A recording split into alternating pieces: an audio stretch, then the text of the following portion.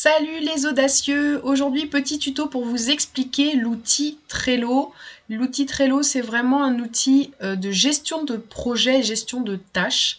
Donc c'est un outil que j'affectionne tout particulièrement puisqu'il est très simple d'utilisation et ça permet vraiment de gagner en efficacité puisqu'on apprend à s'organiser avec l'outil. Donc pas plus de mots, je vous passe directement dans l'outil pour vous montrer comment ça fonctionne.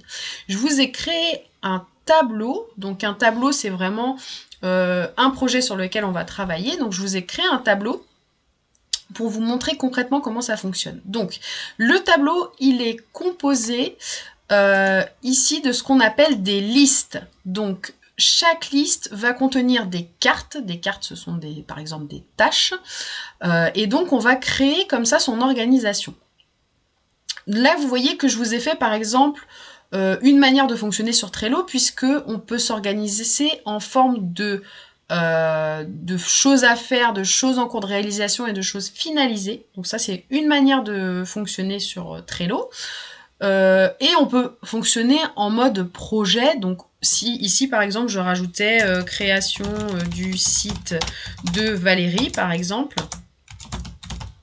ça me permettrait d'avoir une organisation par projet et de rajouter des tâches pour ce projet-là. Ok. L'important à comprendre, c'est que chaque tâche, du coup, je vais le matérialiser sous forme de carte. Donc, si j'ouvre une carte, je vais effectivement lister toutes les tâches qui se composent ou toutes les tâches que j'ai à faire.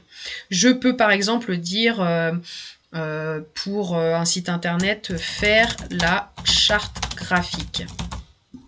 La charte graphique, ça va être donc une carte que j'ajoute. Cette carte-là, je vous balaye rapidement dans ce tuto, mais vous allez pouvoir travailler avec des gens. Donc, dans la partie membres, vous allez pouvoir assigner des tâches si vous travaillez en équipe. Vous allez pouvoir mettre une étiquette. Donc, par exemple, ici, je vous ai créé des étiquettes, mais on peut très bien changer en fonction des couleurs et de la nomenclature. On va mettre... je sais pas, planification ou des choses comme ça, ou site internet, je l'ai déjà mis mais je vous le remets pour vous montrer. Site internet, voilà, par exemple, je l'ai mis en violet ou en orange, et quand je coche, effectivement, chaque carte va avoir cette nomenclature, cette étiquette. Je peux également créer ce qu'on appelle une checklist dans chacune des grosses tâches. Donc faire une charte graphique, par exemple, je vais faire mon mood board. Je vais trouver mes polices, etc., etc. Donc je vais lister tout un certain nombre de tâches. Et ensuite, une fois que j'aurai réalisé des tâches, je vais pouvoir les cocher comme une espèce de to-do, ce qui va me permettre de voir mon avancement au niveau de la grosse tâche totale. Je vais pouvoir mettre, très important, des deadlines. Donc c'est ce qui va me permettre d'avoir des alertes quand je vais arriver à la date limite de réalisation.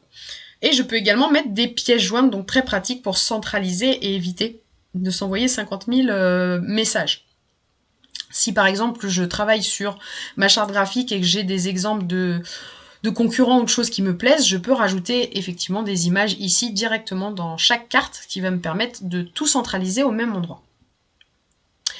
Quand je fonctionne en mode projet, l'avantage de cette partie où finalement je vais créer une carte, faire la charte graphique, par exemple, ça va me permettre en fait de mettre une date pour chacune des cartes. Et donc qui dit date à chacune des cartes, donc si je mets une date limite ici par exemple au 18, c'est que ça va venir se mettre dans la partie calendrier. Et donc, si vous voyez, il est ici. Regardez, j'avais mis au 18, il est ici. Et donc, si je fonctionne comme ça avec des deadlines en mode calendrier, ça me permet tout simplement d'avoir une to-do list en mode calendrier beaucoup plus simple pour l'organisation. J'espère que j'ai été assez claire sur Trello. Ce qu'il faut savoir sur cet outil, c'est que de toute façon, il y a autant de Trello qui existent que de personnes qui l'utilisent. Et je vous invite sincèrement à vous approprier l'outil, ainsi que tous les autres outils que je vous conseille au sein de mes supports pour pouvoir vous organiser au mieux et gagner sincèrement en efficacité.